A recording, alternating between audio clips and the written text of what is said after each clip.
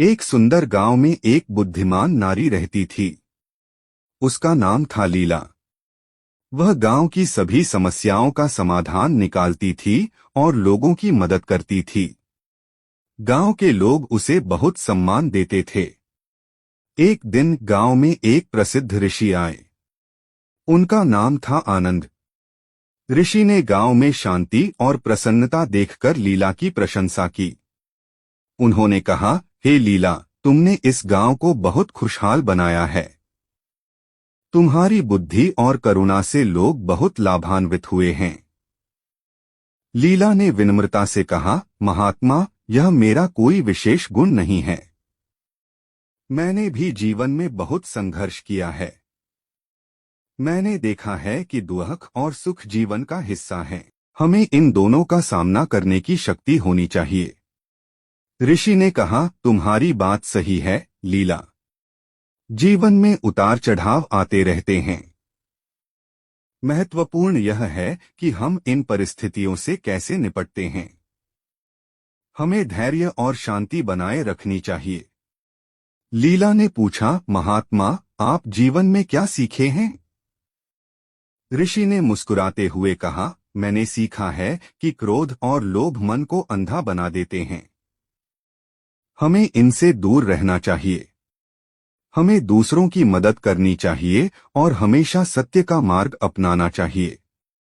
लीला ने कहा, महात्मा, आपकी बातें बहुत सार्थक हैं। मैं इन बातों को हमेशा याद रखूंगी। ऋषि ने कहा, लीला, याद रखो, ज्ञान केवल किताबों में नहीं मिलता है। यह जीवन के अनुभवों से भी सीखा जा सकता है। हर व्यक्ति के पास कुछ न कुछ। विक्रम एक प्रतिभाशाली युवक था। पढ़ाई में अव्वल, खेलों में दक्ष और कला में रुचि रखने वाला। लेकिन जीवन ने उसके साथ एक ऐसा खेल खेला कि वह धीरे धीरे खुद को ही भूलने लगा। सब कुछ एक दिन में ही बदल गया। एक सड़क दुर्घटना ने उसके माता पिता को छीन लिया। अकेलापन उसे घेरने लगा। घर जो कभी खुशियों का घर था, अब एक खालीपन सा लगने लगा। दोस्तों के साथ खेलने का मन नहीं करता था। पढ़ाई में मन नहीं लगता था। दुनिया से कटने लगा। दिन भर अपने कमरे में बंद रहता।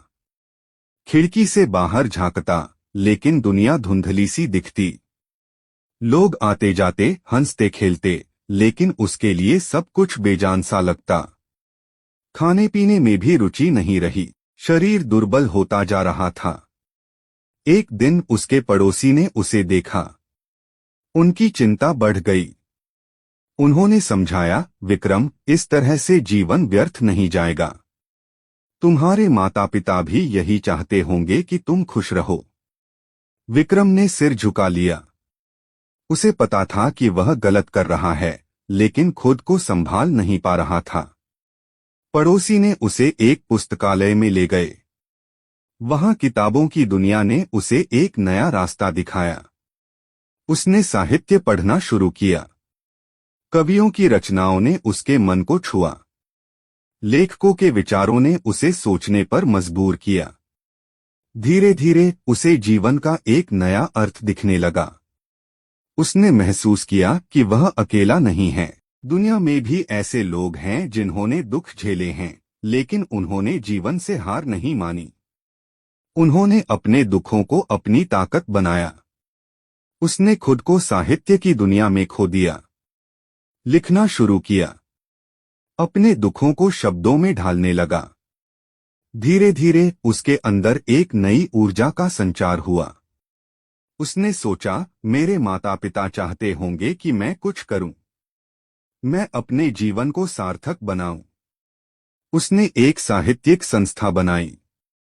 युवाओं को लेखन के लिए प्रोत्साहित किया। उनकी प्रतिभा को निखारा। धीरे धीरे वह फिर से उसी विक्रम बन गया जो कभी हुआ करता था। खुश, संतुष्ट और जीवन से जुड़ा हुआ। उसने महसूस किया कि दुख ने उसे तोड़ा नहीं, बल्कि मजबूत बनाया। एक युवक सबको धोखा देने लगा, पत्नी समझाती है। एक कहानी जो हर किसी